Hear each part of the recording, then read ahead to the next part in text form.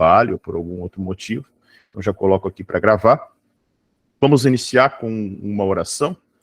Cubra a sua cabeça, vamos agradecer ao Senhor por este momento.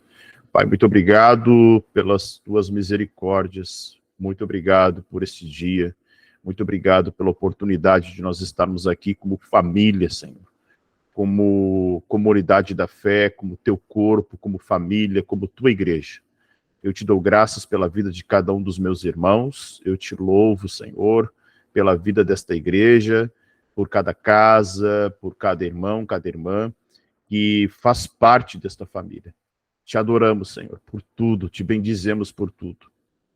É o Senhor que nos sustenta, é o Senhor que nos dá o crescimento, é o Senhor que nos dirige, a igreja é tua, queremos estar apenas no centro da tua vontade, que todos nós, Senhor, sejamos capacitados de acordo com a tua vontade, para que nós possamos, Senhor, exercer o bom ministério, para que nós possamos fazer a boa obra, como tu disseste, Senhor, em tua palavra. Queremos estar à tua disposição, queremos ser teus instrumentos, queremos cumprir a missão com a qual o Senhor nos designou como igreja, e que a Palavra da Vida seja uma igreja realmente bíblica, relevante e acolhedora para a glória de Jesus. Amém? Amém, irmãos? Deixa eu compartilhar aqui a nossa lição de hoje. Um minutinho só. Deixa eu colocar aqui.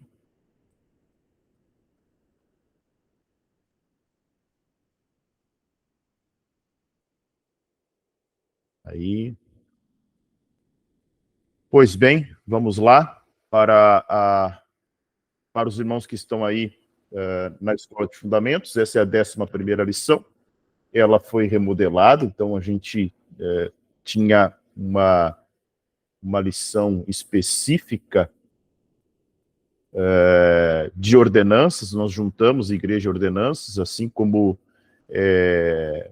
a própria vida cristã, que tinha mordomia, nós também deixamos numa lição só, para abrir 2 tópicos muito importantes que nós enxergamos dentro da vida em igreja, e principalmente do formato como nós estamos entendendo o modelo de igreja. Né?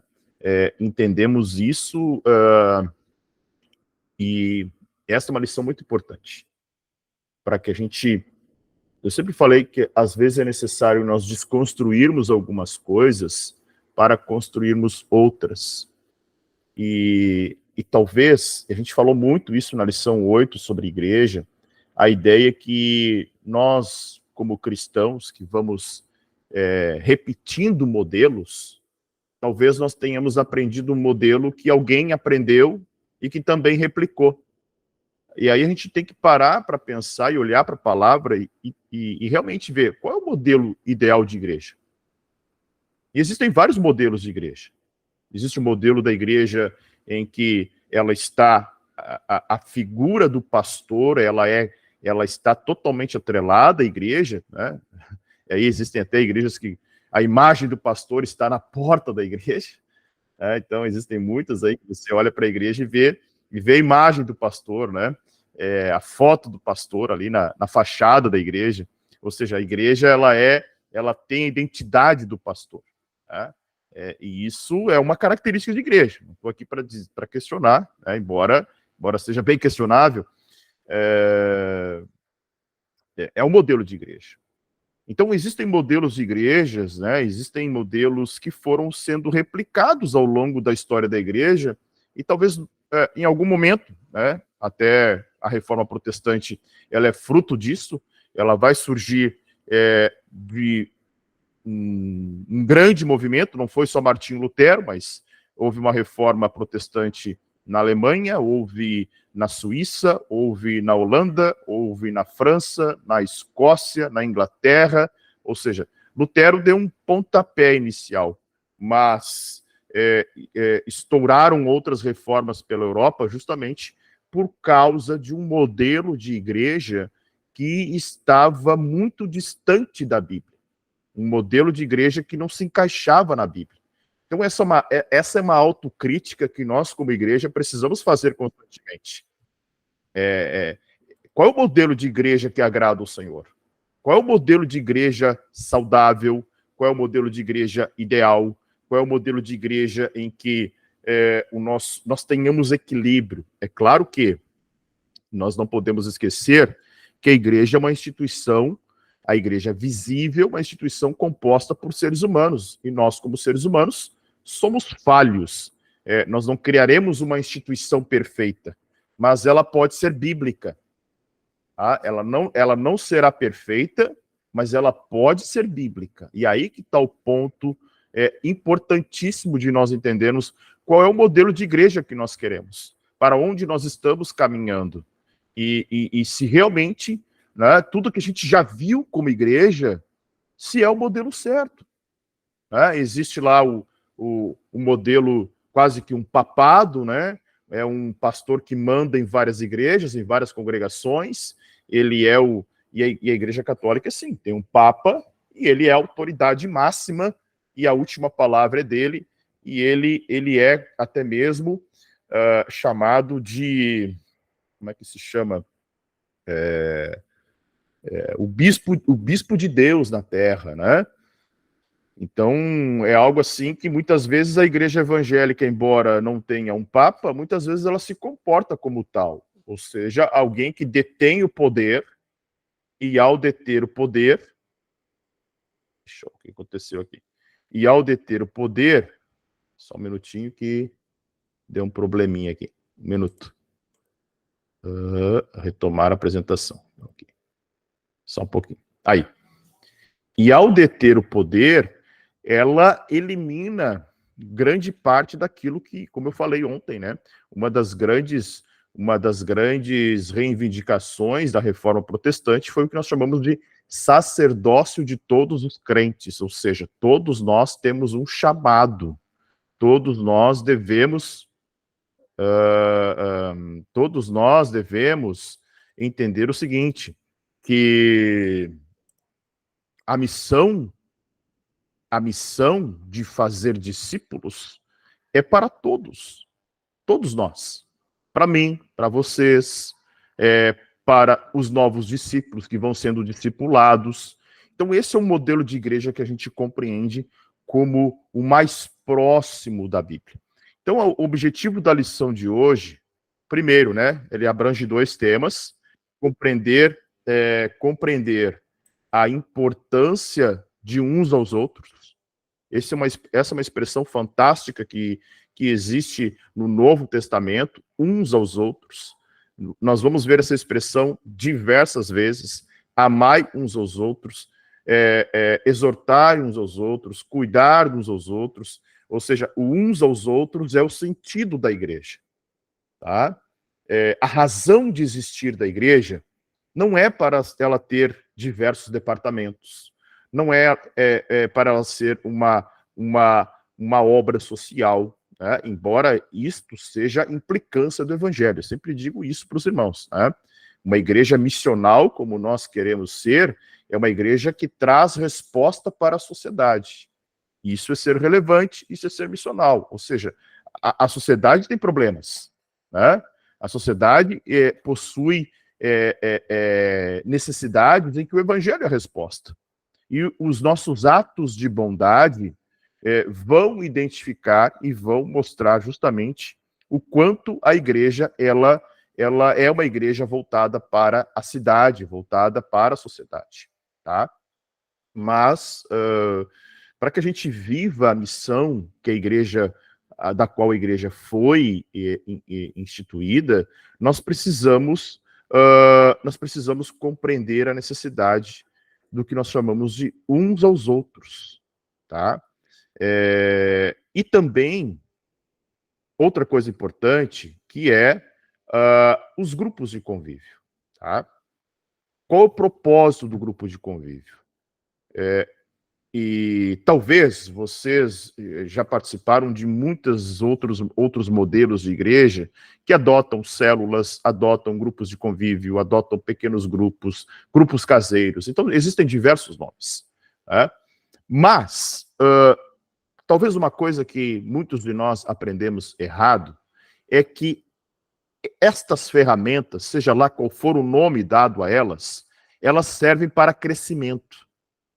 Então, talvez você ouviu palavras como multiplicar, né? Talvez você ouviu palavras como desdobrar, né? Desdobrar um grupo de convívio, uma célula, multiplicar uma célula, né? Então, esses termos, todos eles estão atrelados a um método de crescimento. Só que se nós olharmos para a Bíblia, nós não vamos ver os discípulos de Jesus preocupados com método de crescimento. Não havia preocupação com método de crescimento. A Bíblia diz que eram acrescentados os salvos. Então, como igreja, a primeira preocupação que nós precisamos nos desvencilhar é o método de crescimento. Como vamos crescer? Eu tenho percebido cada vez mais a necessidade de nós estabelecermos um número, e a partir desse número, aí sim a igreja decidir se ela precisa plantar outra igreja ou não.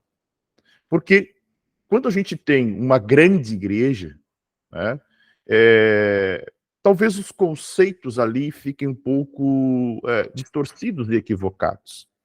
A mega igreja, muitas vezes, e eu não estou dizendo todas as vezes, eu estou dizendo muitas vezes, ela acaba provocando o nosso ego.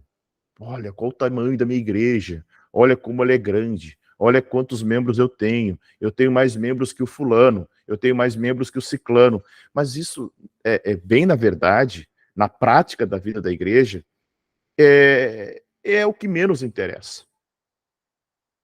Porque a gente parte do pressuposto que, embora Jesus tenha morrido por todos, nem todos serão salvos.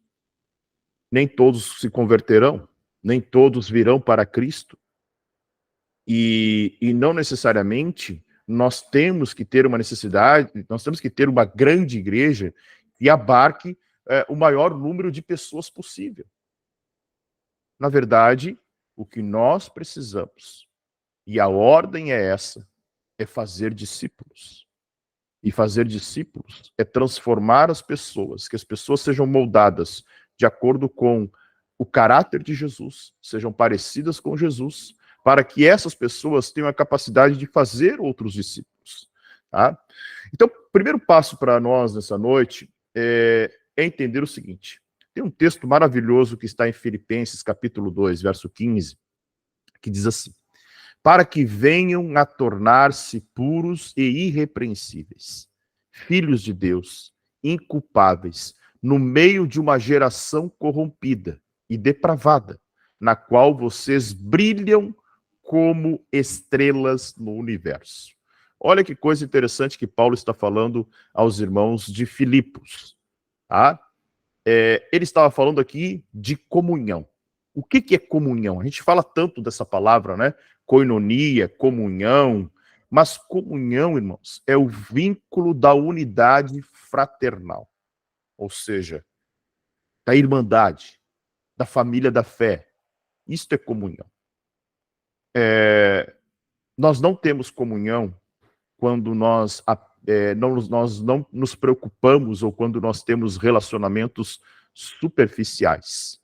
O nosso momento de comunhão, que a gente chama no meio do culto, ele é mais uma ação intencional de nós acolhermos as pessoas que estão nos visitando e também uma ínfima parcela do que nós podemos chamar de comunhão.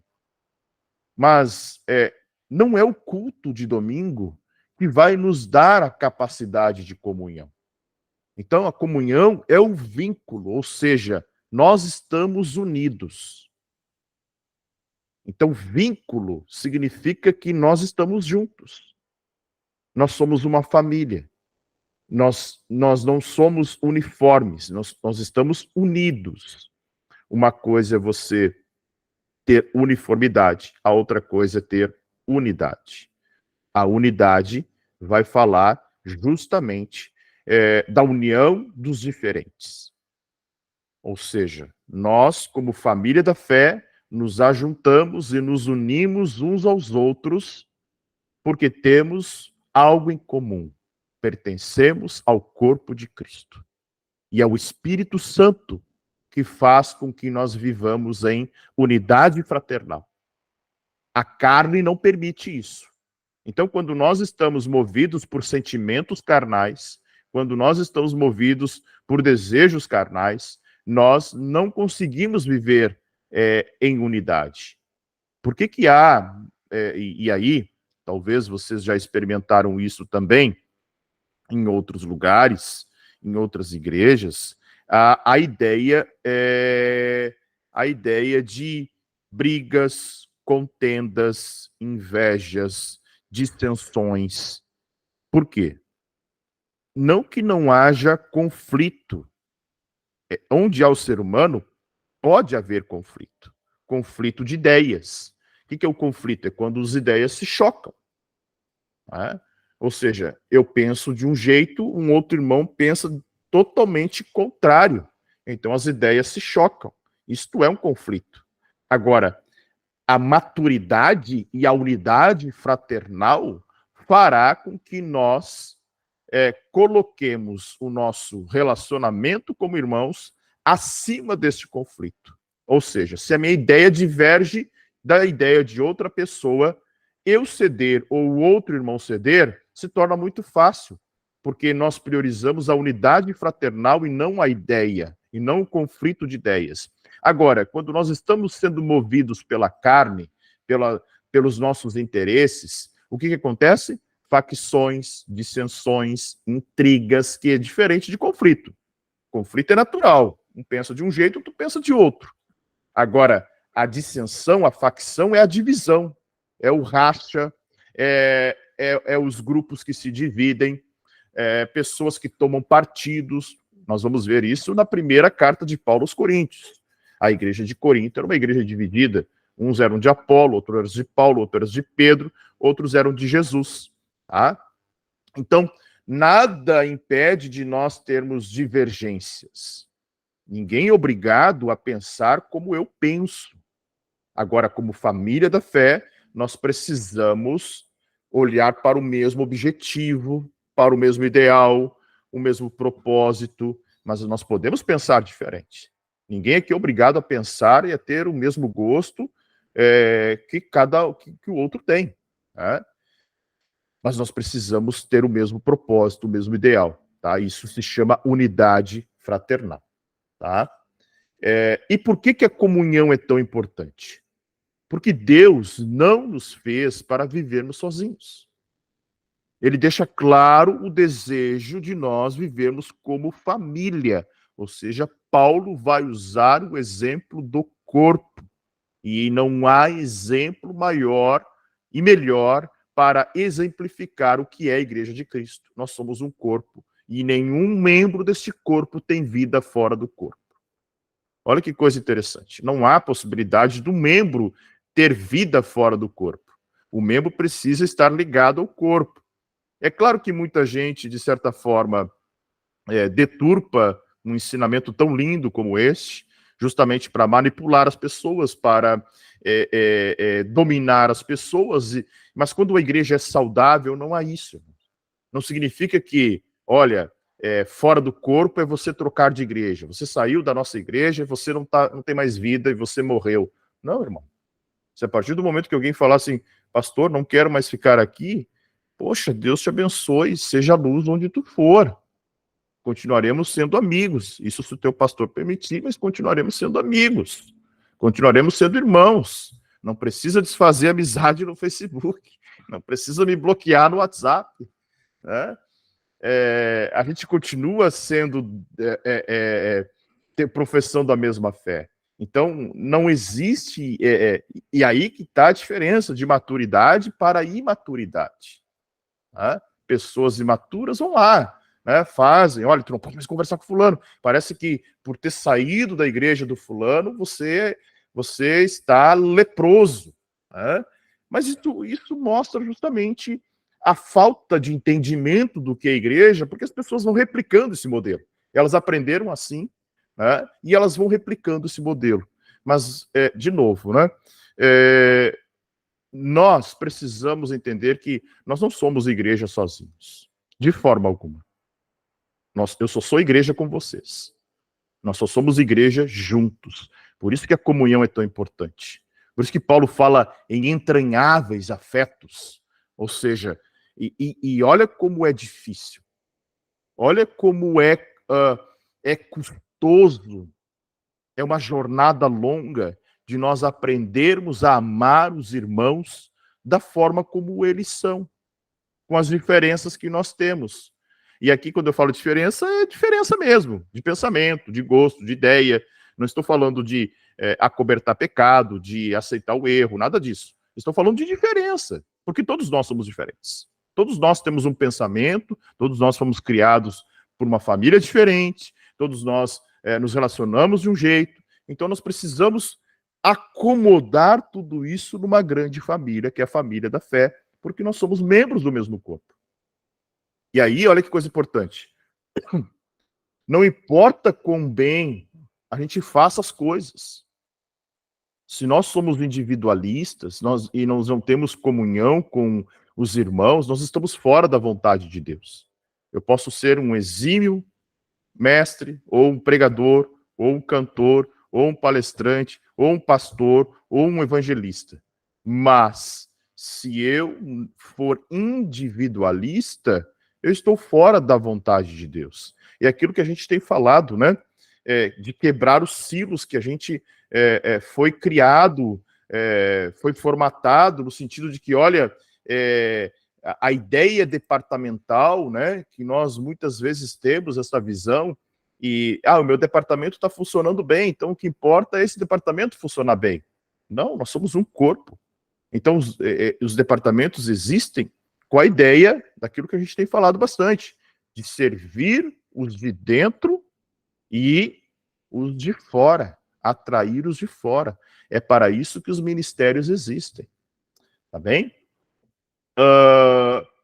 Então, aquele texto que Paulo fala em Filipenses, de brilhar, Paulo não queria que os filipenses iluminassem e brilhassem quando estivessem espalhados.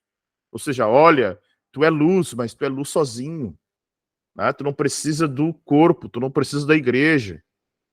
Tu pode brilhar separado uns dos outros. Não, Paulo queria que esse brilho fosse justamente exposto através da união de suas vidas. Então, isso é algo muito importante de nós entendermos. Nós precisamos uns dos outros. Nós realmente precisamos uns dos outros. Isso não é jargão, isso não é clichê, isto é uma verdade, uma premissa. Nós precisamos uns dos outros. Para edificação, para consolação, para o amor, para o desenvolvimento, para a maturidade espiritual, que é tão importante nesta jornada. E aí, a figura da unidade, em outras palavras, é a figura da submissão mútua, desconstruindo aquele modelo que talvez muitos de nós aprendemos, ou seja, eu sou o pastor, eu sou o apóstolo, eu sou o bispo, o reverendo, o papa, e todo mundo deve obediência a mim. Todo mundo deve ser submisso a mim. Todo mundo deve honrar a mim. Não. Nós devemos a submissão mútua. Isto a palavra de Deus está dizendo. Ou seja, eu preciso me submeter a todos, e todos precisam se submeter a mim. Ou seja, é uma submissão mútua. Ou seja, Deus diz que nós devemos considerar os outros maiores do que a nós mesmos. Olha que coisa importante. Nós precisamos considerar os outros maiores do que a nós mesmos. Isso é fundamental. Quando eu entendo esta verdade, eu realmente estou vivendo em unidade. Ou seja, eu não enxergo ninguém abaixo de mim. Não há uma estrutura hierárquica. Entendam isso. Ou seja, ninguém deve ser submisso a mim. Pelo contrário, a submissão é mútua. Um se submetendo ao outro. Isso é unidade. Isso é comunhão. Isto é família da fé. E nós precisamos, é claro, irmãos, que toda a instituição é visível, ela tem uma hierarquia. Indiscutivelmente, ela necessita, né, de alguém que faça frente, alguém que esteja capitaneando, mas isso não dá direito e privilégios nenhum, pelo contrário, a liderança cristã, ela é servidora, ela é diferente da liderança de qualquer outro modelo organizacional que exista no mundo. A liderança cristã é servidora. Jesus disse, olha, o maior, aquele que quer ser, né, o maior, ele tem que servir. Ele é o primeiro a servir. Tá? Agora, para isso, a vida em comunhão, a vida em unidade da igreja, é uma vida digna do Evangelho. Esta é a vida digna do Evangelho. Quando nós vivemos em comunhão, nós somos dignos desta palavra. E esta é uma igreja também digna do Evangelho. A vida em comunhão, a vida em unidade. Tá bem? Bem, e aí entra a importância do compartilhamento. Olha só, nós somos uma família não só porque cultuamos a Deus no mesmo local, porque todos nós vamos no mesmo endereço para adorar a Deus todos os domingos. Não, nós precisamos compartilhar a mesma vida que vem de Cristo. E é isso que nos faz família de Cristo. Quando nós compartilhamos a mesma vida que vem de Cristo, ou seja, eu e você temos o mesmo Pai. Quem aí tem irmãos, sabe como é que funciona a família. Olha, eu tenho um irmão, tenho outro irmão, e aí se reúne naquela grande família e todos fazem parte daquela família. Podem ter as diferenças, podem ter até mesmo conflitos, como eu falei anteriormente, porque pensam diferentes, né? Porque foram criados na mesma família, que os irmãos vão pensar do mesmo jeito. É natural você ter uma família onde há irmãos pensamentos diferentes, mas é o mesmo Pai. Assim é a família de Deus. Somos filhos do mesmo Pai. É por isso que nós somos uma família. Não é por causa da placa da igreja, não é porque temos gostos semelhantes.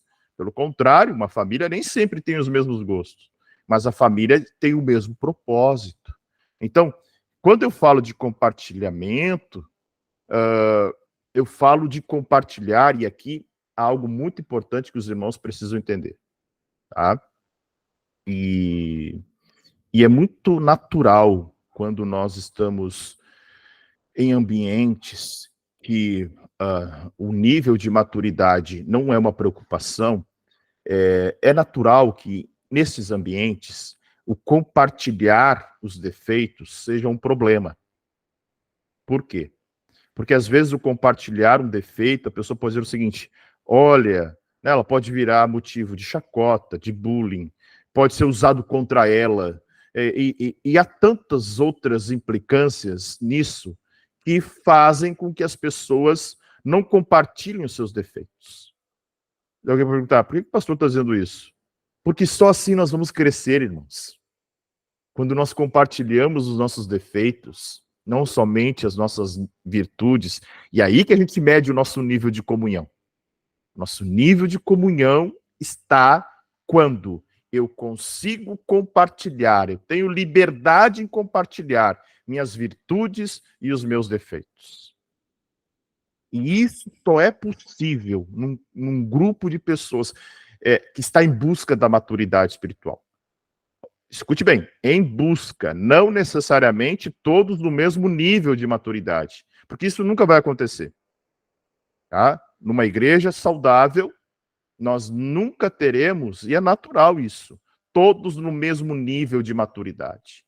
Porque a igreja vai acrescentando, outras pessoas vão chegando, né? Os adolescentes vão sendo introduzidos e levados para um novo nível de comunhão com a igreja.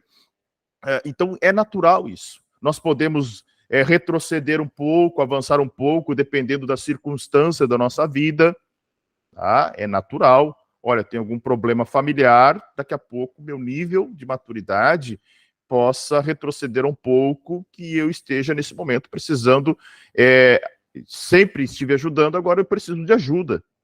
Então é natural isso. Mas nós estamos em busca da maturidade espiritual. E quando nós estamos em busca da maturidade espiritual, compartilhar virtudes e defeitos não é um problema. Não é motivo de chacota, não é motivo de zombaria. Pelo contrário, é motivo de o corpo trabalhar para a edificação daquele membro. Paulo vai falar isso em Romanos capítulo 15, que nós devemos, os fortes devem suportar os fracos, no sentido de que nem sempre eu estarei forte. Agora, no momento que eu estou forte e suporto um fraco, num outro determinado momento, alguém estará forte e irá me suportar quando eu estiver fraco. Isto é maturidade. Isto é a importância do compartilhamento e da comunhão da vida em Cristo, né? Então, uma verdadeira comunhão e o compartilhamento é realizado por pessoas maduras e capacitadas. Olha que coisa importantíssima isso. Né? O que é um crente maduro? Tá? O que pode ser um crente maduro? E creio que aqui nós poderíamos fazer um grande brainstorm, né? Ou seja, muitas sugestões de ideias do que é um crente maduro. É um crente que desenvolve a sua fé, é um crente que consegue discipular outras pessoas, consegue falar de Jesus para outras pessoas, é um crente que lê a Bíblia periodicamente, ele ora periodicamente, ou seja, ele tem uma vida de devoção. Só que nós precisamos capacitar também essas pessoas, para que elas ministrem a outras pessoas. Então aí nós vamos ter uma vida realmente de compartilhamento, de amadurecimento. Tá? E aí tem um ponto muito importante que eu falei logo no início, que se chama tradição. Todos nós carregamos um lastro histórico de uma carga eclesiástica. E possivelmente nós levamos e consideramos esse lastro como a única verdade. Olha, o culto tem que ser desse jeito. O grupo de convívio, ou a célula, o pequeno grupo, ou o grupo de cultivo tem que ser desse jeito. A igreja tem que ser desse jeito. A cor tem que ser desse jeito. O púlpito tem que ser desse jeito. Então nós vamos criando este modelo. E esse modelo é tradição, gente. Tá? Esse modelo é tradição. Por quê? E não estou dizendo que a tradição é ruim. Nada disso. Eu estou dizendo que nós precisamos constantemente realizar uma análise crítica, uma autocrítica e verificar se esse modelo não está impedindo o crescimento do corpo. Tá? Existe um autor que ele usa um exemplo, né? Ele chama toda essa estrutura organizacional de treliça, que é aquela estrutura de madeira, que muitas vezes você pode colocar alguma planta que ela vai crescendo, né, como uma videira, por exemplo. E ele diz que a vida na igreja é a videira.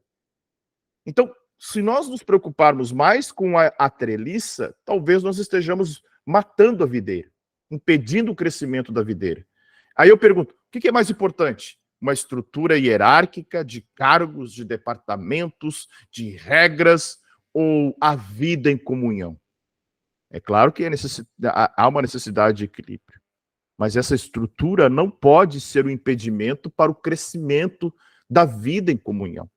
Então, todos nós carregamos este lastro histórico da carga eclesiástica. Olha, eu vim de uma igreja que era congregacional, tinha um pastor, ele mandava em todas as igrejas.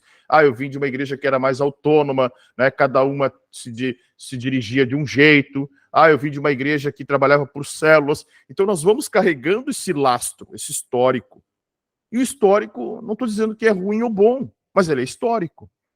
Só que nós não podemos encarar esse histórico como a única verdade, ou o único modelo correto. A gente às vezes olha assim, os cristãos dizendo, como eu tenho saudade da igreja, né, antiga, lá dos anos não sei o quê. Mas era um modelo de igreja para uma sociedade daquela época, que talvez não se adeque mais a hoje. Tá?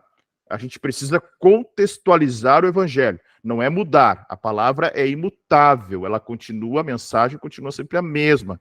Mas nós, né, como igreja, precisamos contextualizar isso dentro da cultura que nós estamos vivendo. Um grande exemplo que acontecia lá nos anos 90, era muito comum a gente pegar uma caixa de som, ir para frente da casa de um irmão, botar um púlpitozinho de madeira, umas cadeiras e fazer um culto ao ar livre. Hoje em dia, se você fazer isso no seu vizinho, ele vai chamar a polícia porque o som ali, e rasgava o som às alturas, né? Ou seja, não tinha, nos anos 90 não tinha poluição sonora, claro que existia, mas ninguém era tão implicava tanto com as situações que existiam naquela época. Ou vamos pegar um exemplo, né, do modelo pastoral do século XVIII e XIX, que o pastor subia num cavalo e ia visitando propriedade por propriedade.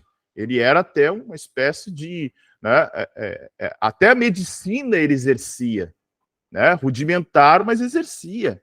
Então pensem como era a situação, que não é cabível para os dias de hoje. Né? Hoje as pessoas vivem numa sociedade urbana, saem para trabalhar, saem de manhã, voltam à tardinha ou à noite. Então, até o modelo de pastor integral, ele é um modelo a ser questionado no modelo de sociedade assim. Né? Do nosso grupo, quantas pessoas estão em casa durante o dia? Poucas pessoas. Então, notem como é um modelo, estou falando de Lajeado, estou falando de uma Porto Alegre, de um São Paulo, de um Rio de Janeiro. Falando da nossa realidade aqui, o nosso contexto. Então, notem que até isso que nos anos 80 e 90, aquela ideia, o ideal de um pastor integral, assalariado da igreja, eu questiono se cabe hoje no modelo atual da sociedade em qual nós vivemos. Porque as pessoas têm os seus afazeres. Então, o que o pastor vai fazer durante o dia que ele não possa fazer em outro momento? É claro, a carga pastoral vai muito além do que simplesmente visitar. Tem toda a parte, tem outras partes, né, que envolvem, mas se for possível conciliar as atividades, melhor. Então, o que eu quero dizer é que esse lastro histórico da carga eclesiástica, ele não pode ser levado como um único modelo engessado que não pode ser repensado. Por quê? Por que eu estou dizendo tudo isso? Porque Atos, capítulo 2, 46, vai mostrar que a primeira igreja foi em casa. O texto diz o seguinte: continuavam a reunir-se no pátio do templo. Só que esse reunir-se no pátio do templo foi por um curto espaço de tempo. Os discípulos de Jesus, quando começa a perseguição, e logo após o martírio de Estevão, já não se reuniam mais no pátio do templo. Até porque se reunir em público em Jerusalém tinha se tornado uma ameaça. Então, quando eles ficam em Jerusalém, qual é a ordem em Atos 1:8 de Jesus? Ficar em Jerusalém até que do alto sejais revestido de poder. Eles permanecem em Jerusalém, mas logo em seguida vem a perseguição. E da perseguição eles vão para onde? Para Samaria, para a Judéia, até os confins da terra. Então, reunir-se no pátio foi por um curto espaço de tempo. Após a morte de Estevão, ninguém mais se reunia no pátio do templo. A reunião do pátio do templo permitia que muitos cristãos se reunissem. Mas os judeus começaram a perseguir, né? O judaísmo começou a perseguir, Roma começou a perseguir. Então, onde é que os irmãos se reuniam? Nas suas casas. Era lá que eles partiam pão, era lá que eles participavam juntos das refeições, com alegria e sinceridade de coração. Então, a igreja, ela vai assim, do ano 30 até o ano 313 depois de Cristo, ou melhor, 313, 320 depois de Cristo, ela permanece como uma igreja que se reunia em casa. Ou seja, as maiores igrejas daquela época tinham 20, 25, 30 pessoas. Não mais que isso. É claro que eram muitas comunidades e muitas casas que se reuniam. Um bom exemplo é quando Paulo escreve aos Gálatas, ele diz as igrejas da Galácia, ou seja, eram muitas casas que se reuniam, mas não passavam de 20 irmãos, de 30 irmãos, não passava disso. Né? Porque não cabia mais que isso numa casa. Né? Não cabia muita gente numa casa. Então, a primeira igreja foi na casa. E daí, olha que coisa interessante. Tá? Nós entendemos que o modelo ideal de igreja, ele é um modelo híbrido, ou meio a meio, poderíamos dizer assim. Né? Ele é um modelo que ele nasce na casa e ele, de certa forma, se potencializa na comunidade. Por quê? Porque não é possível, irmão, nós vivermos um cristianismo apenas vertical. Apenas eu e Deus. Isso precisa transbordar nas nossas relações. Isso precisa transbordar atingindo, alcançando nossos familiares, nossos parentes, nossos amigos, nossos vizinhos, nossos colegas de trabalho, funcionários, seja quem for. Isso é viver em grupos de relacionamento. E ele é muito mais do que um programa de crescimento. E eu não estou aqui para condenar o modelo de células. O problema é enxergar nisso como um modelo de crescimento de igreja. De inchar, de controlar, de fazer com que né, a igreja cresça. O objetivo não é crescer. O crescimento vem ao natural. E, por exemplo, eu vou dar um exemplo para vocês, está acontecendo. Tá? Agora eu vou começar a gente vai falar sobre os grupos, né? Existem famílias chegando dos grupos de convívio, em Teutônia, agora em Estrela, em Fazenda Vila Nova. Né? Então, é fruto do grupo de convívio que talvez, se nós ficássemos somente no modelo da igreja ali, no Florestal, nós não alcançaríamos essas pessoas. Nós não chegaríamos a essas pessoas. Tem casais que congregam conosco que vieram por intermédio de um grupo de convívio. Tá? Há várias pessoas que congregam conosco que vieram por intermédio do grupo de convívio. Ontem tinha um casal visitando e já veio a mãe junto, que chegaram por intermédio de um grupo de convívio. Então, olhem como isso é natural. E nós não estamos aqui para estabelecer metas, nós não estamos aqui para dizer quantas pessoas cada grupo de convívio tem que ganhar.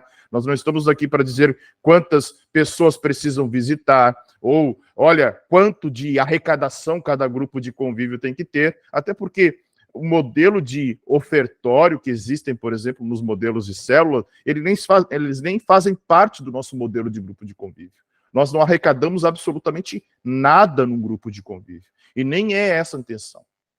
A intenção do grupo de convívio é um grupo de relacionamento, onde a igreja realmente aconteça nos lares. Então é muito mais do que um programa de crescimento, é muito mais do que um modelo de controle de pessoas ou de impregnar na cabeça das pessoas uma concepção. Não.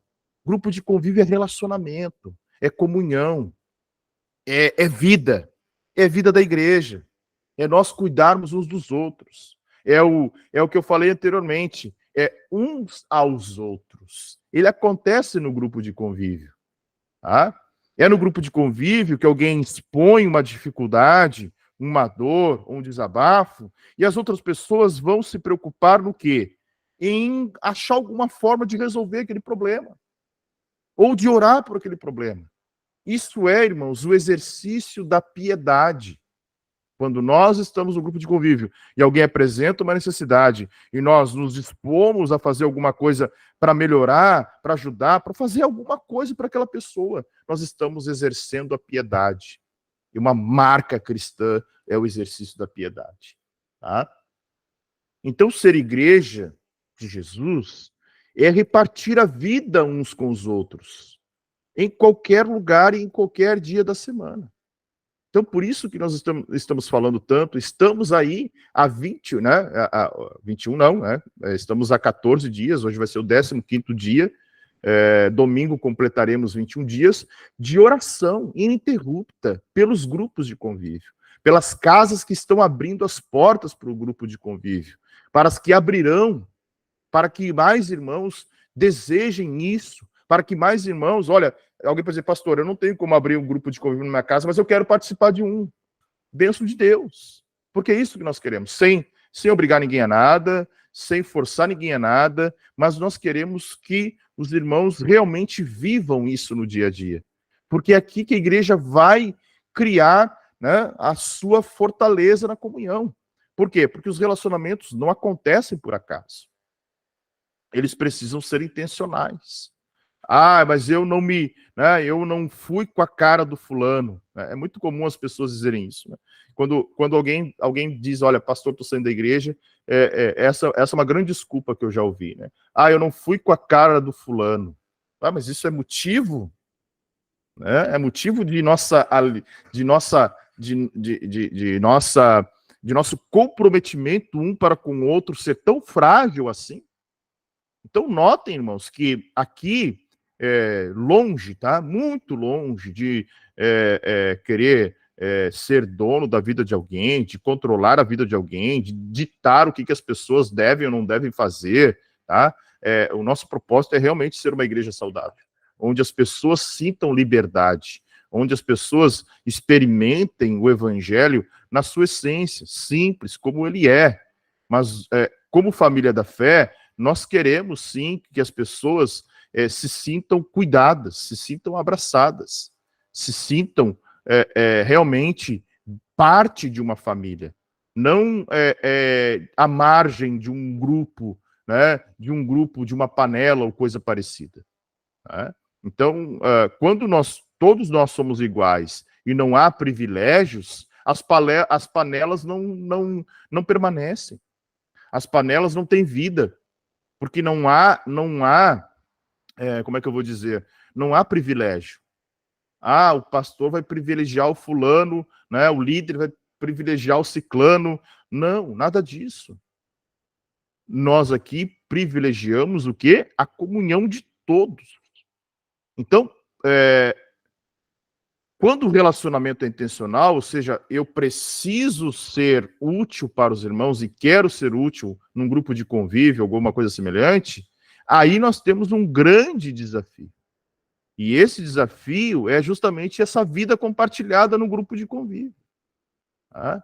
Então, a ideia aqui, de novo, não é forçar ninguém, mas é desafiar, é instigar, é promover,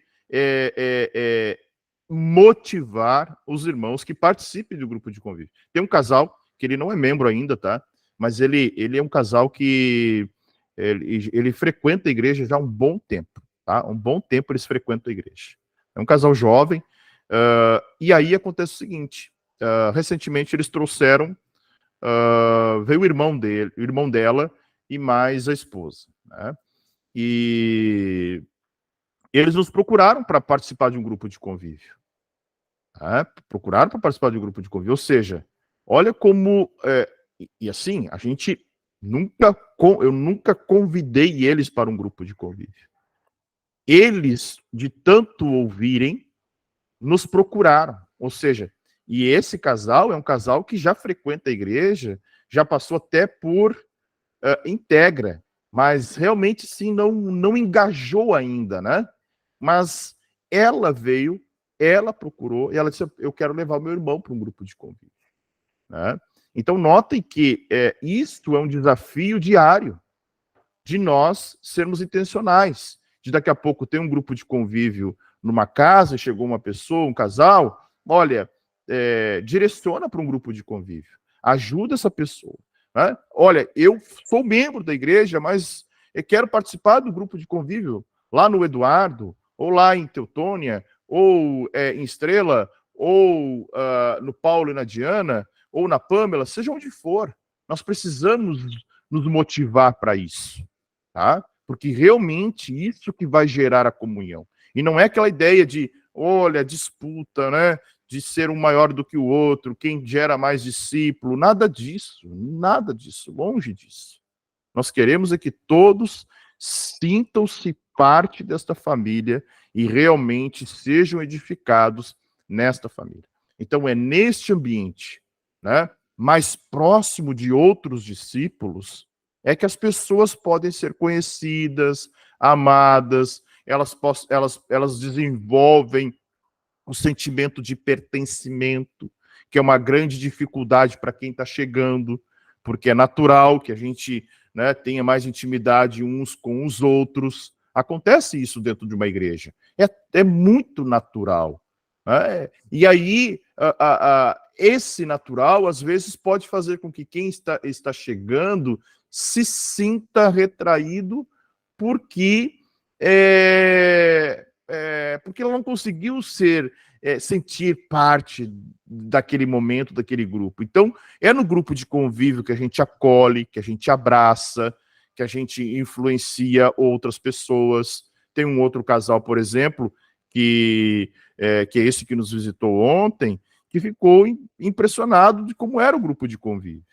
Achava que era uma reunião mais litúrgica, mais formal, e quando se depara com aquela reunião familiar ali, né, de conversa, de troca né, de experiências, de um momento de comunhão, de risada, de comer e tomar um cafezinho, as pessoas realmente se impactam. Olha, o que é isso? Né?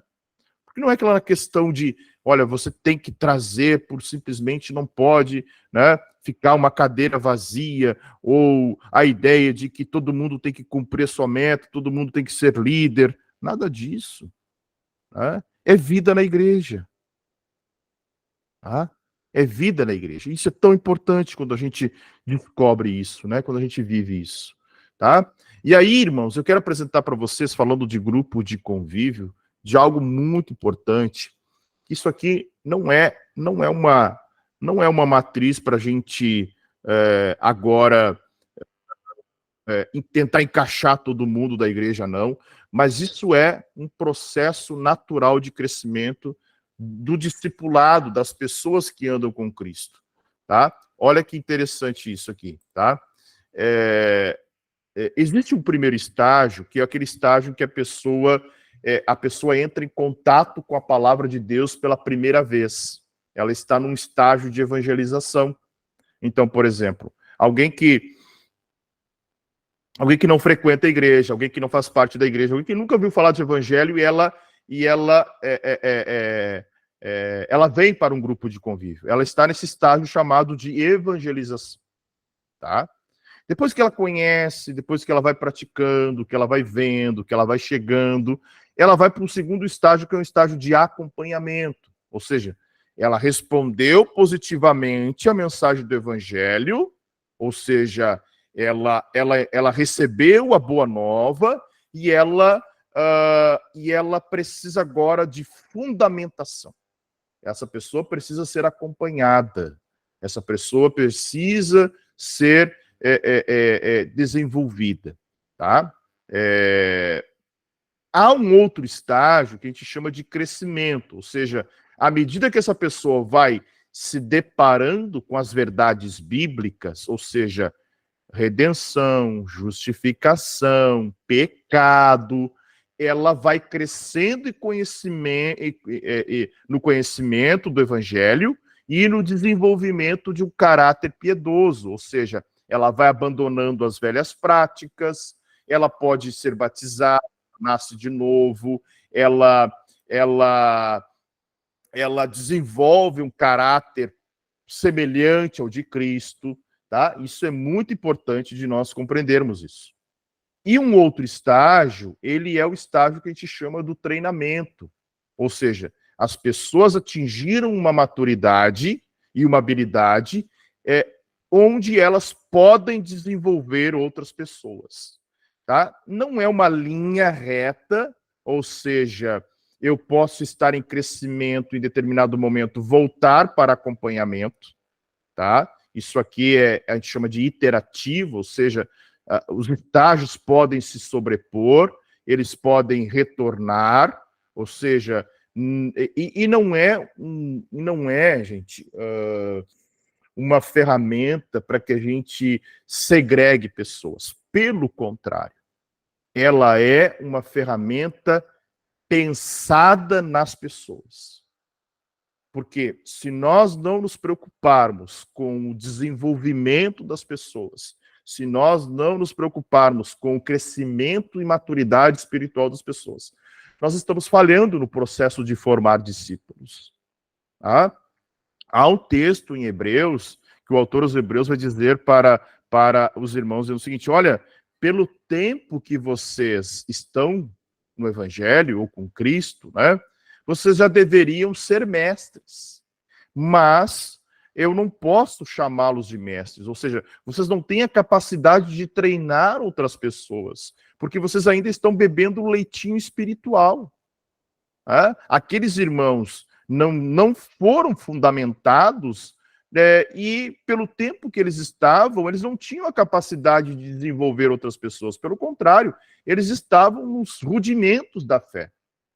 Então, o que nós queremos aqui, irmãos, é elevar a maturidade. Mas, de novo, nem todos estarão no mesmo estágio de maturidade e não há problema nenhum quanto a isso.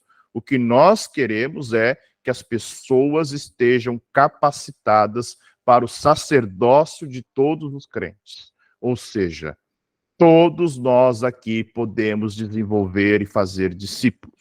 Todos nós aqui podemos pastorear pessoas. Todos nós aqui podemos cuidar de pessoas. Tá?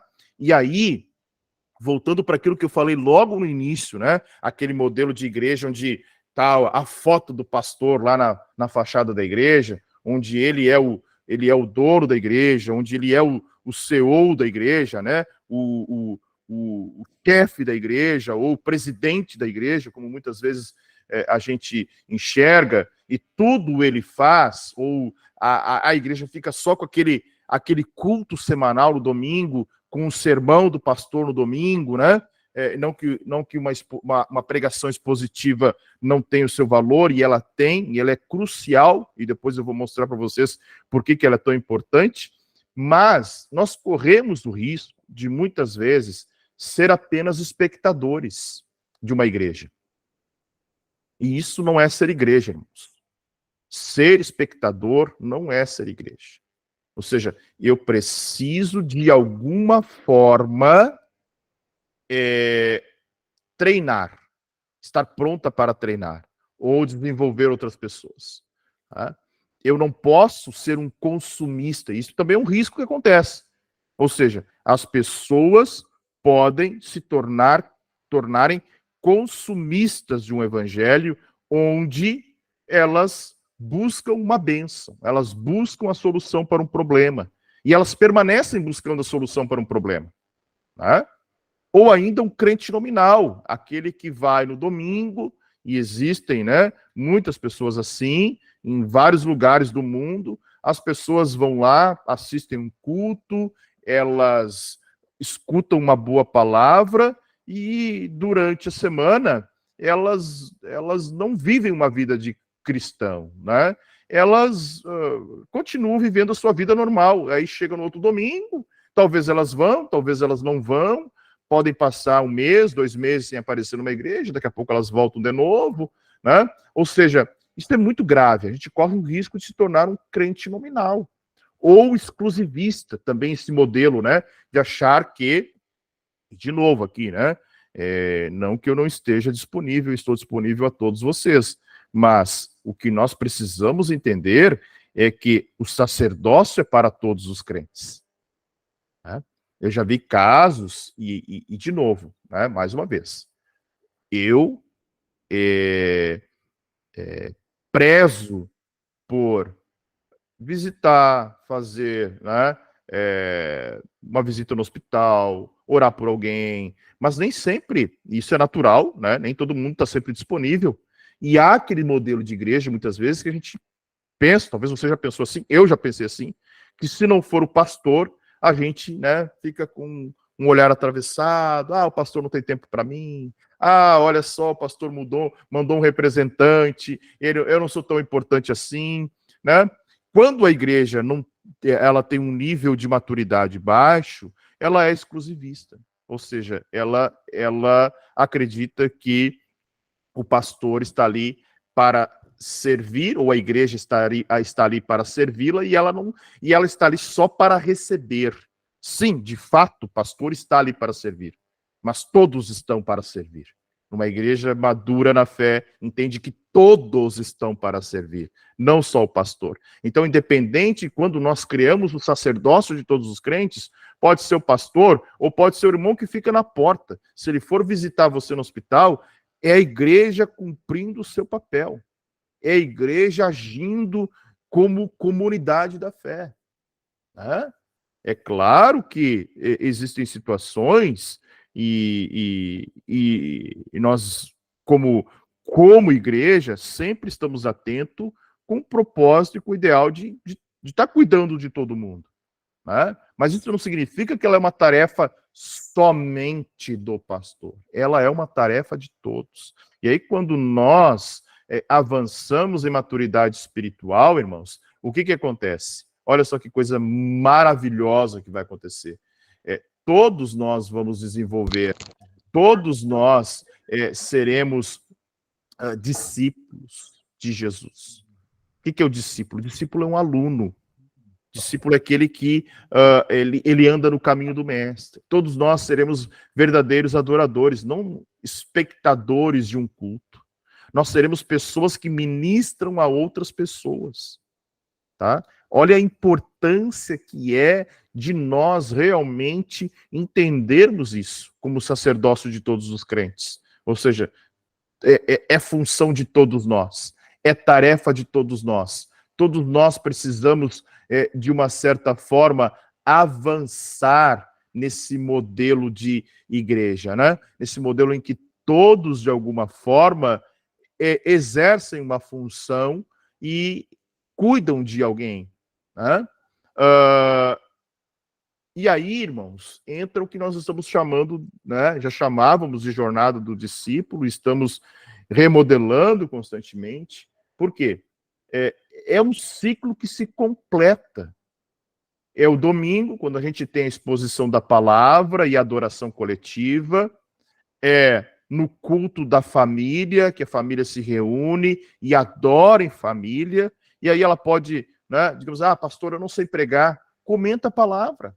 Comenta a palavra de domingo, já está suficiente. Adora, canta, ora com a família. Isso é importantíssimo. É no grupo de cultivo, que a gente está chamando agora, que é o estudo da palavra e da comunhão, onde nós vamos nos fortalecer. Tá? E a adoração individual, que é aquele momento em que nós temos, né, de orar, de clamar, seja no relógio de oração, ou seja ainda no modelo de um encontro mensal, que talvez semanal, mensal, que nós ainda pretendemos fazer, para orarmos juntos, para estarmos juntos como igreja, tá? Então, essa ideia, ela é importantíssima, porque, de novo, a Igreja Palavra da Vida não é uma igreja que vive de eventos, né? Nós não enxergamos esse modelo de discipulado, nós não enxergamos nesse modelo um modelo saudável, tá? De viver de evento, ou seja, quando nós consolidamos discípulos à base de eventos, nós precisaremos de eventos constantemente para fazer com que esses discípulos estejam engajados. Quando que é muito mais fácil fazer com que o engajamento como discípulo do Senhor aconteça diariamente na nossa jornada como cristãos, na nossa jornada de família da fé.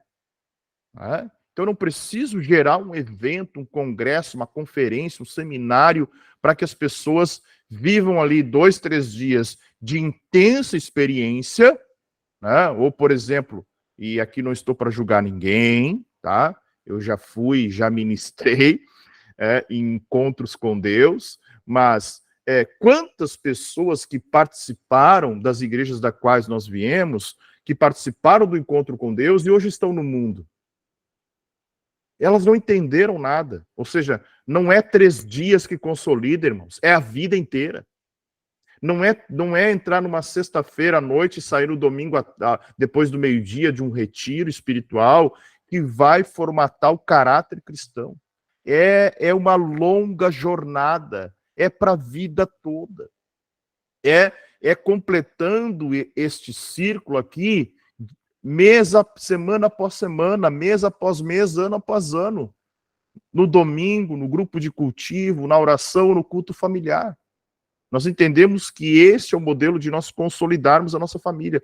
E eu, sem dúvida alguma, sem medo de errar, casas que estabelecerem cultos familiares, irmãos que participarem de grupos de cultivo, que participarem do relógio de oração, que estiverem no domingo, eu creio que famílias serão alicerçadas de tal forma que serão capazes de discipular outras famílias. Pessoas serão capazes de discipular outras pessoas. E, de novo, não é uma vida de ativismo. Não é você ter uma reunião segunda, terça, quarta, quinta, sexta, sábado, domingo e começar na segunda de novo numa rotina exaustiva, cansativa de compromissos eclesiásticos que não acabam nunca, que vai fazer você ser um discípulo. Ou seja, são práticas, são hábitos espirituais que realmente vão nos consolidar como igreja, tá? E aí a gente, os irmãos que vão participar, que irão abrir as suas portas, ou que já abrem as suas portas para os grupos de convívio, existem muitas ferramentas para a gente trabalhar isso. E a gente tem falado, olha, o aplicativo da igreja, por exemplo, está lá divulgado, né? Vocês enxergam, por exemplo, onde estão os grupos de convívio, tem o nome dos anfitriões lá, o telefone deles, né? Ou seja, os estudos sistematizados estarão dentro do aplicativo, na ideia de que todos os grupos estarão estudando a mesma palavra, falando a mesma palavra e tendo um roteirinho básico lá, que é possível até abrir o aplicativo e ler, não tem problema nenhum. Haverá, como a gente tem feito, né, e os irmãos já devem estar acompanhando, já aí há umas 6 semanas que todo dia, de segunda a sexta, a gente coloca um texto complementar, ou seja, uma leitura para que a pessoa que participa do grupo de convívio, olha, ela leia o texto na segunda, na terça, na quarta, na quinta e na sexta, e todos eles falando do mesmo tema. Essa semana é fé. Bom, o que hoje nós vamos falar sobre fé? Na terça, na quarta, na quinta e na sexta. Algo rápido. 1 minuto, 2 minutos de leitura, mas que a gente desenvolva isso durante a semana, tá? Outro ponto importante, e aí olha que coisa interessante, né? Eu estava fazendo um estudo e vendo, por exemplo, o apóstolo Paulo, né, se nós olharmos para todas as epístolas de Paulo, tá? Paulo tinha um grupo de cooperadores, tá? E esse grupo de cooperadores, se vocês olharem todo o Novo Testamento, ele agrupa algo em torno de 100 nomes. 100 nomes de pessoas estão associadas ao apóstolo Paulo no Novo Testamento. E desses 100, 36 nomes eram considerados parceiros e colegas de ministério de Paulo. E Paulo usou 2 especificações. Ele chama de cooperadores e ministros. Então, alguém vai dizer, olha, pastor, eu não posso ser um anfitrião, mas eu quero ser um cooperador no grupo de convívio. Eu quero compartilhar uma palavra, eu quero participar, eu quero, sei lá, talvez alguém diga assim, olha, eu posso tocar um violão lá no grupo de convívio. Eu posso orar junto com os irmãos no grupo de convívio. Então é possível isso. E nós queremos treinar todos aqueles que, de uma certa forma, queiram ser cooperadores dos grupos de convívio, tá? A gente está criando um modelo já com um grupo de Teutônia, que é um grupo no Whats, por exemplo. E aí, diferente do grupo da igreja, óbvio, né? Que no grupo da igreja nós temos os membros, no grupo do Whats, do grupo de convívio, pode estar aquela pessoa que participou uma única vez no grupo de convívio. Porque ali ela vai ser, se ela permitir, se ela deseja participar, né? Óbvio, ali ela é uma forma de nós estarmos interagindo, de ela interagir com as outras pessoas, de ela já se sentir parte também, né? Por que não colocar no grupo da igreja? Porque no grupo da igreja as coisas correspondem para quem já é membro. Mas no grupo lá do grupo de convívio, é ótimo.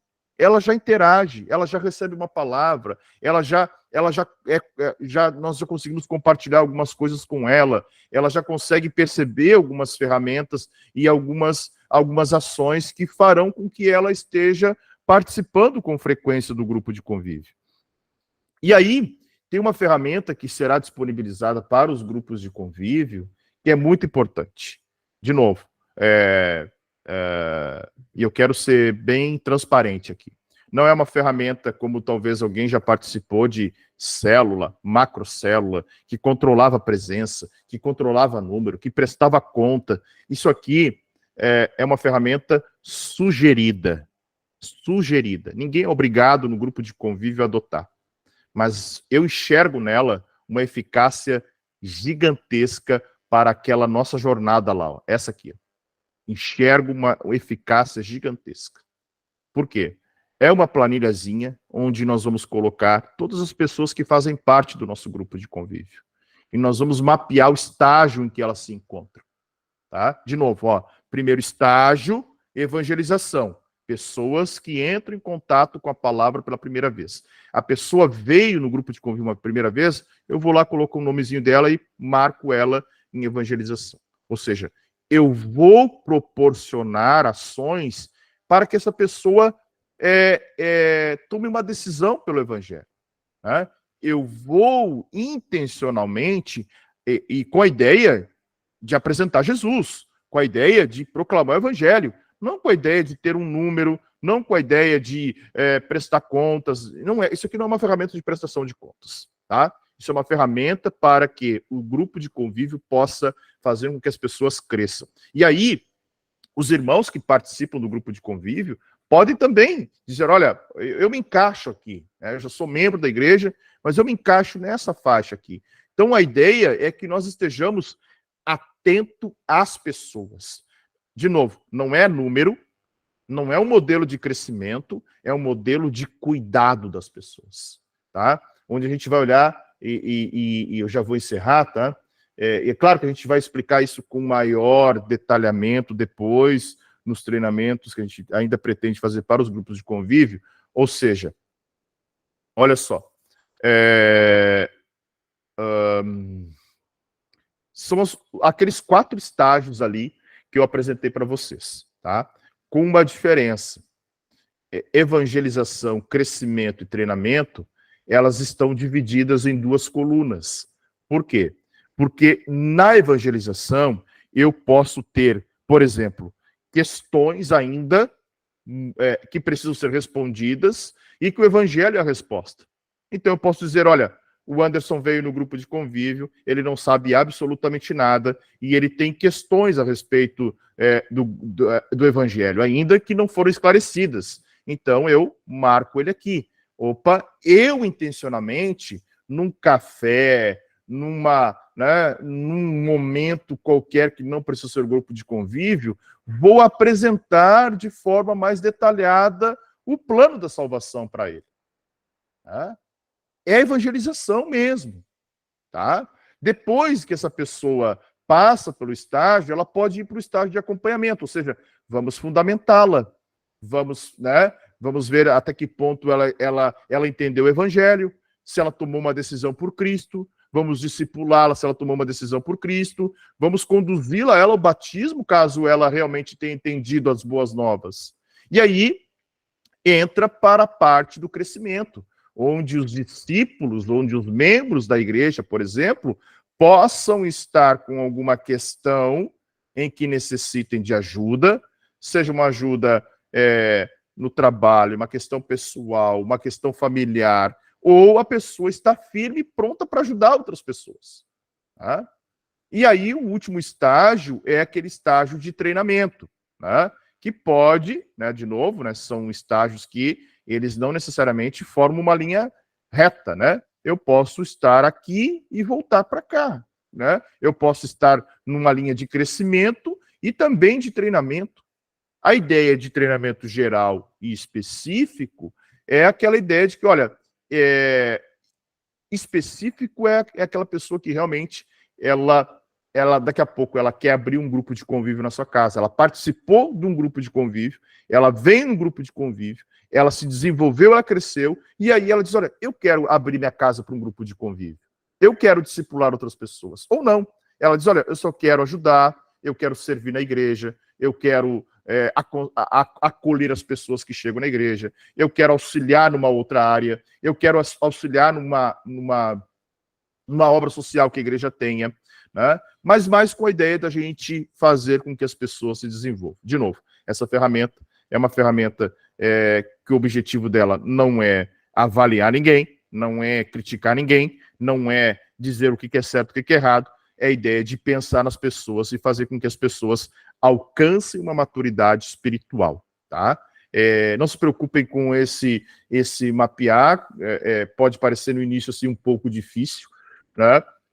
Mas pessoas que vão chegando novas, que não conhecem, ou novos convertidos, praticamente estarão nas duas primeiras colunas, tá? Evangelização e acompanhamento, tá? E essa vai ser uma tarefa minha, de trabalhar com os grupos de convívio, de trabalhar com aqueles que realmente vão querer implantar, para que a gente...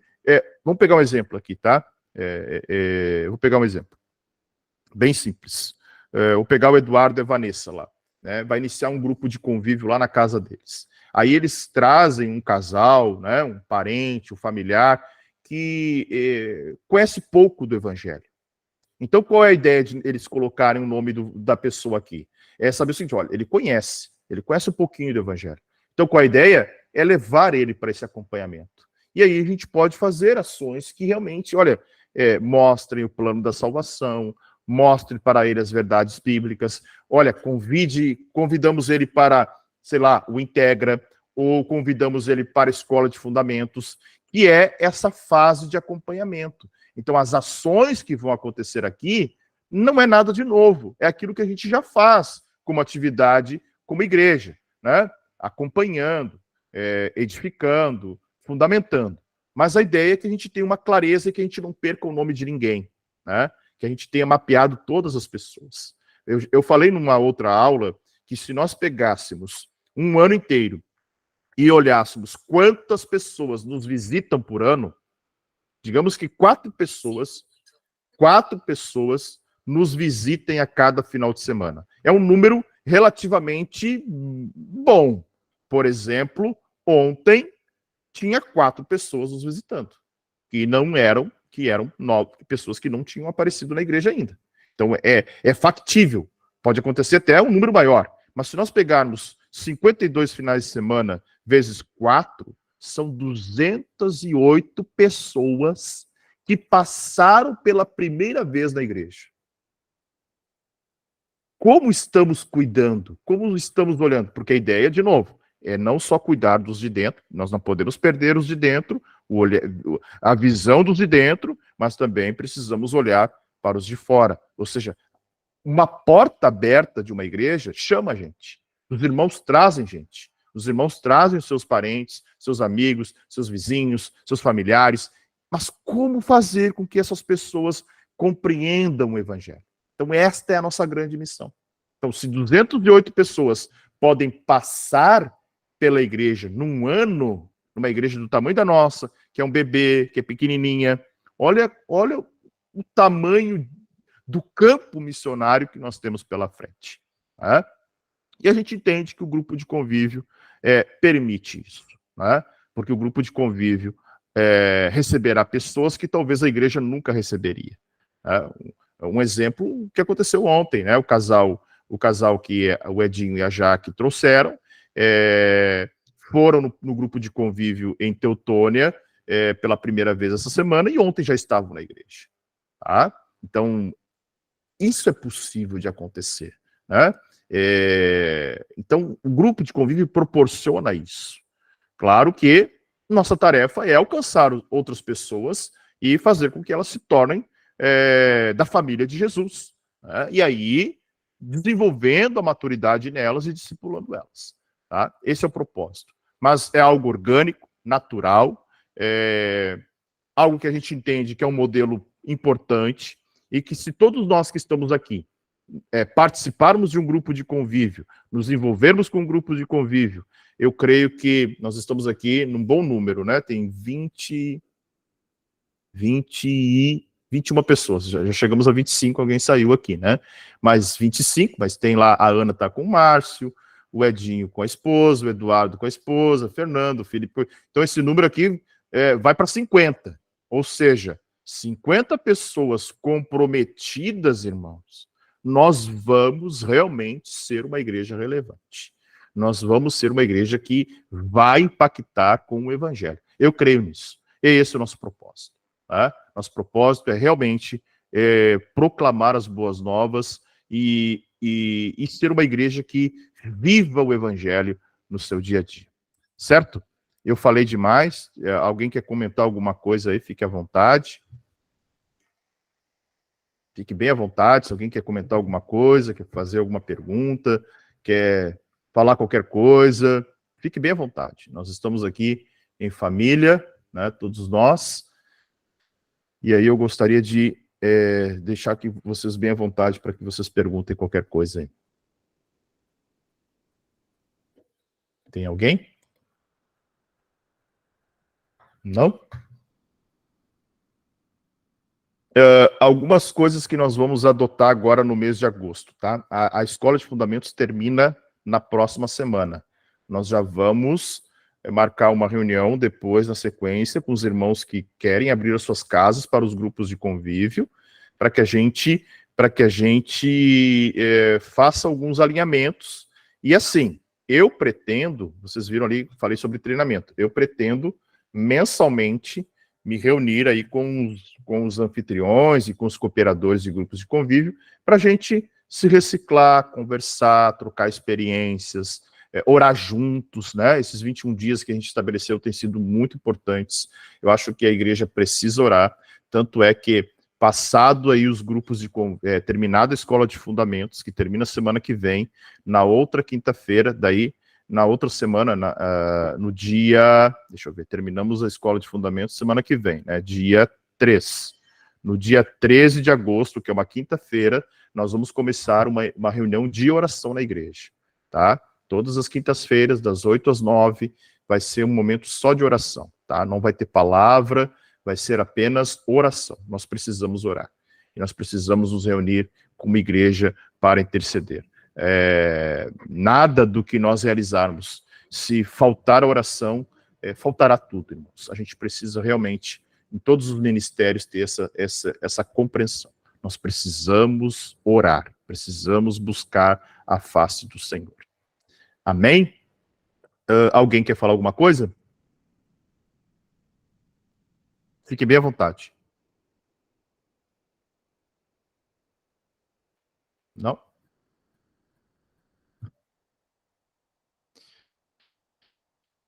Eu sou grato a Deus pela vida de todos vocês, oro por todos vocês e creio que um modelo assim, orgânico, nós vamos alcançar nossos propósitos. Orem pela mãe da Ana, né? Está para fazer uma cirurgia, e daí nosso grupo de convívio lá vai dar uma segurada num tempo, ela vai ter que cuidar da mãe dela, mas não tem problema nenhum, a gente até me coloquei à disposição, caso a Ana precise de alguma coisa, a Ana e o Márcio, né, estamos aqui, acho que como família se colocar à disposição desta forma, tá? Fala, Ederson, ou é a Jaque que quer falar?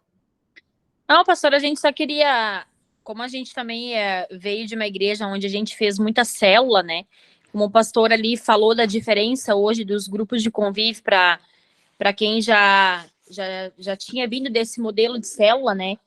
Que uma coisa que quando a gente, que nem o senhor falou ali, a célula, tu tinha que levar as pessoas e tu tinha que prestar conta, se tu não ia, tu era cobrado, se tu não levava vidas, tu era cobrado, e a gente tinha que ficar em cima das pessoas, né? Porque tem que ir, porque tem que participar, e acabava virando uma coisa assim, tipo uma pressão, né? As pessoas, elas não iam, na verdade, de coração, elas iam por obrigação, né? Não porque Deus tocava no coração, mas sim por uma obrigação. E a diferença que a gente vê hoje, né? Que nem a Brenda e o e o Rafa, eles vieram, eu fui fazer a unha com ela, e eu sou manicure, né? Então eu fui fazer a unha com ela, e uma vez que a gente conversou, já despertou o desejo dela. Que benção. E ela foi e começou a ver a igreja pelo Insta. E aí, uma das coisas que o marido dela disse é que era isso que ele estava procurando. Ele queria muito participar de uma igreja, de ir numa igreja, mas até então eles não tinham encontrado nenhuma que fizesse realmente a obra do Senhor. E quando ele viu que a Palavra da Vida é uma igreja que trabalha em prol, né, do próximo e se importa e faz a obra verdadeiramente, né, como a palavra diz, ele disse que no coração dele essa chama se acendeu, né, de participar e de vir. E aí a gente ainda, domingo de manhã, a gente conversava, eu e o Edinho disse assim, manda uma mensagem para ela e pergunta se eles vão no culto. E daí eu disse, não, eu não vou mandar mensagem, porque não é eu que tenho que fazer esse trabalho, né? E a gente concordou, eu e a Edinho, né? Não, então... Não que não seja, né? Mas aí que já ia... A gente já se lembra do passado que a gente viveu, de ficar domingo já em cima da pessoa, sarneando ela, né? Para que ela vá de noite, né? No culto. Tem que ir na igreja, tem que ir no culto, né? É importante, claro, mas assim, a gente quis assim, deixar que eles, por si só, tivessem esse desejo. E eu não mandei a mensagem para ela. E daí, às 3 horas, ela perguntou, já que vocês vão no culto? E eu disse, sim, a gente vai. Então, assim, eles estavam lá e ainda levou a mãe dele junto, né? Que maravilha. Então, assim, essa é a grande diferença de quando a gente deixa Deus agir, né? É ele que dá o crescimento. Não adianta, isso aí, exatamente. Ele que convence. Ele que convence, exato. Mas que bom, gente. É isso aí. É isso que precisa ser orgânico. E eu tenho orado com os irmãos aqui já à noite, aqui, às 10 horas, até daqui a pouco começa, eu já quero encerrar aqui. Justamente isso. Que o Senhor nos traga a tranquilidade de que, olha, tem 4 pessoas apenas no grupo de convívio. Amém. Não é número, é aquilo que eu sempre tenho dito para os irmãos. Não é o número de pessoas na igreja que diz alguma coisa. Também não será no grupo de convívio. Tá, um casal e mais um outro, o anfitrião mais um casal. Maravilha, bênção de Deus. Porque vai ter um dia que vai estar mais gente, vai ter outro dia que terá menos, não tem problema. A questão toda é ser orgânico, natural, sem obrigação, sem forçar ninguém. E, claro, nós, como igreja, convidando, né? Convidando para que os irmãos, e incentivando, mas não forçando. Ninguém aqui é obrigado a nada. Ninguém aqui é obrigado a nada. Tá? Mas eu desejo e oro para que todos se unam a um grupo de convívio. Vamos abrir 3 em Lajeado, né? Estaremos bem estrategicamente em 3 lugares em Lajeado, Teutônia, Fazenda Vila Nova, Estrela, ou seja, uma grande possibilidade para que todos nós participemos de grupos de convívio. E isso fortalece a fé, fortalece a comunhão, fortalece a unidade da igreja e fortalece-nos para a missão da igreja, certo? Então, eu tenho essa compreensão e creio que dessa forma nós vamos avançar bem e para a glória do Senhor, que é o que realmente importa. Para que o nome de Jesus seja glorificado, para que o nome de Jesus seja engrandecido e que nós, como igreja, possamos cumprir com a missão que ele nos designou. Amém? Mais alguém? Mateus? Pastor, tudo bom? Paz, irmão. Paz. Eu achei muito válido. Eu ia comentar isso no privado, né? Ia mandar para o Felipe encaminhar para o senhor, mas eu achei bastante relevante o que a irmã acabou de comentar. Para alguns irmãos que não sabem, eu estou em Brasília, né? E faço parte de uma igreja de ministério celular.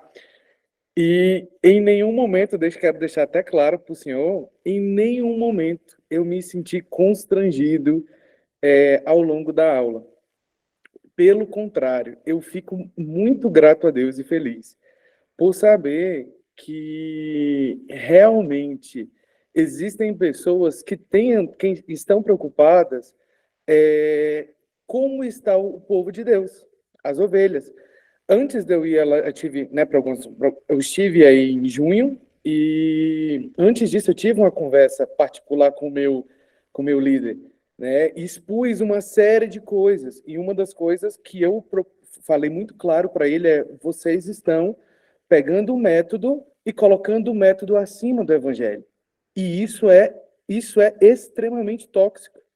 E não é à toa que as pessoas elas estão sobrecarregadas dentro da igreja, e ao invés de elas conhecerem a Cristo, elas estão conhecendo o método, e se elas não estão nesse método, elas são condenáveis, elas se sentem condenadas. Então, e aí aconteceu um caso com um adolescente próximo a mim, e aí eu pego, e a mãe ficou toda triste, estava toda chorosa, aí eu vou falar para o líder dele, e aí eu falei para ela: me tira uma dúvida, seu filho tem orado, tem lido a Bíblia, como é que está a vida dele com Deus? Ela não soube me dizer. Eu falei: e você está preocupada com o desempenho dele na igreja? Eu falei: você tem que estar preocupada com a vida dele com Deus, como é que está a devoção dele com Deus. Porque o que ele está fazendo, se ele está trabalhando, operando uma câmera ou um som, isso daí, óbvio, o Senhor recebe a tua oferta de trabalho, mas isso daí não é o que vai... já pensou a pessoa passar a vida inteira desempenhando isso no ouvido, e quando chegar diante dos céus, chegar diante do Senhor, o Senhor falar assim: aparta de mim, eu não te conheço. Aí eu falei para ela: acalma, volta para a verdade. E por quê? Porque, como a irmã acabou de falar, é esse peso. Então, eu até, depois que eu voltei daí, eu falei: meu Deus, parece que eu já não me sinto parte da minha igreja. Deus que me perdoe. Entende? Então, assim, por quê? Porque eu tenho, né, participado de algumas situações que estão ocorrido com a minha família, diante da igreja. Eu falei: meu Deus, parece tudo muito lindo, mas no fundo é apenas multiplicação, método de crescimento, e às vezes e aí tem toda aquela roupa gospel evangélica, mas no fundo, será que Jesus está de fato ali? É ele que é o centro de toda a história? Então, eu fico feliz, tá? Em nenhum momento me senti constrangido. Amém. Louvo a Deus pela vida do Senhor e do pessoal da igreja, e que possamos realmente, cada um de nós, crescer, né, exercer esse amor piedoso, esse caráter, né, frutificar o fruto do Espírito na nossa vida e na vida dos nossos irmãos. Era isso que eu queria compartilhar. Amém? Amém. Que bom. Mateus está em fase de transição, né, Mateus? Logo veio para cá, né? Isso aí. Olha só, que benção. Amém, irmãos? Muito obrigado pela companhia de todos vocês. Passamos um pouquinho do horário, mas eu agradeço, louvo a Deus pela vida de cada um de vocês. E se precisarem, estou aqui, né? Se desejarem aí, se mais alguém foi tocado nessa noite, eu quero abrir um grupo de convívio na minha casa, né? Vamos conversar e vamos orar para isso. Vamos agradecer ao Senhor? Pai, muito obrigado por essa noite, muito obrigado, Senhor, por este momento tão precioso que tivemos aqui como família, como comunidade. Te dou graças pela vida de todos os meus irmãos, te dou graças, Senhor, pela vida de cada um deles, por cada casa aqui representada, desta grande família. Pai, somos o teu povo e pedimos agora a tua bênção, a tua proteção e a tua graça sobre cada um deles. Que tudo aquilo que nós discutimos e aquilo que aprendemos nessa noite, Senhor, possa realmente falar conosco.